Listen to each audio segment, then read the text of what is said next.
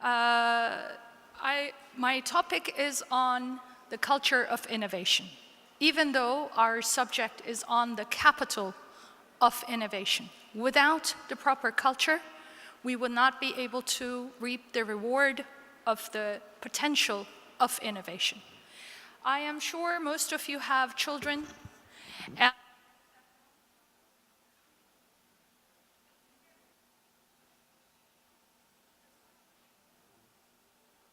Microphone. Can you hear me?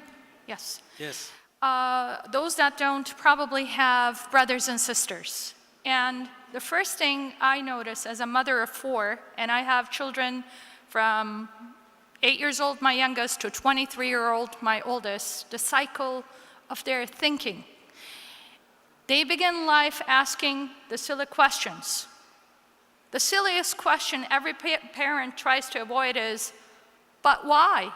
And you're standing there at the middle of the airport and you have 200 people in line in front of you to board the airplane, and your youngest one is screaming, but why? Why are we in a line? And then I show her people that are able to break the line, and she says, but how? The concept of asking a question is a road to innovation. And as they age, they stifle. They no longer ask, but they accept. And when we begin to accept what is there, we stop to innovate. My youngest is always drawing solutions. My eldest is like, none of those will work. Why are you even trying? And I remember doing the same to him when he was growing up. So raising the culture of innovation actually begins at home. And it's not something new. As the chairman of our session rightly stated, it's not something that began today for the tomorrows. It's something that actually happened way back when, thousands of years ago. If you all know the Vitruvian Man, and this does take courage for a lady to put up, this is how one of the most famous innovators, and I don't want to confuse the words inventor and innovator, they're different things. He just wanted to improve the way we measure the dimensions of the human body and what would be considered a grown man figure. And he found out that 24 palms was enough to say that's the right age growth for a man, so they would know if somebody was underdeveloped or overdeveloped.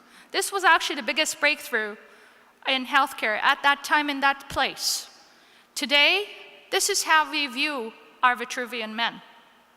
We look at him in all that we can deliver in innovation to enhance the metrics and diagnosis of the body with what we call Internet of Things, how to improve your potential, how to enhance your quality of life, how to look at how active or how inactive you are. 1,000 gadgets you can buy today online or in store.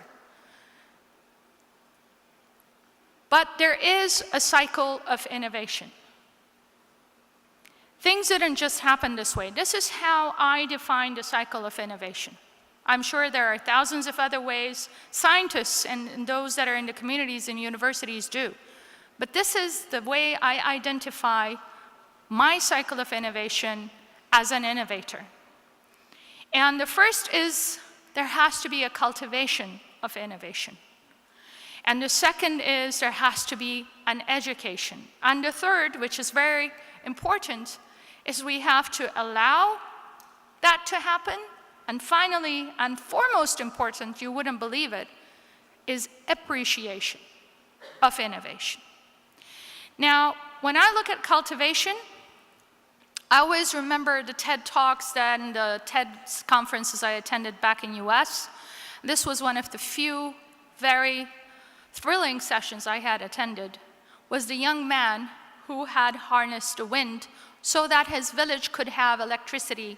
And he had done this at such an early age by reading books that he had collected from garbage and from libraries that were throwing them out for being old, in understanding how is power harnessed in the first place.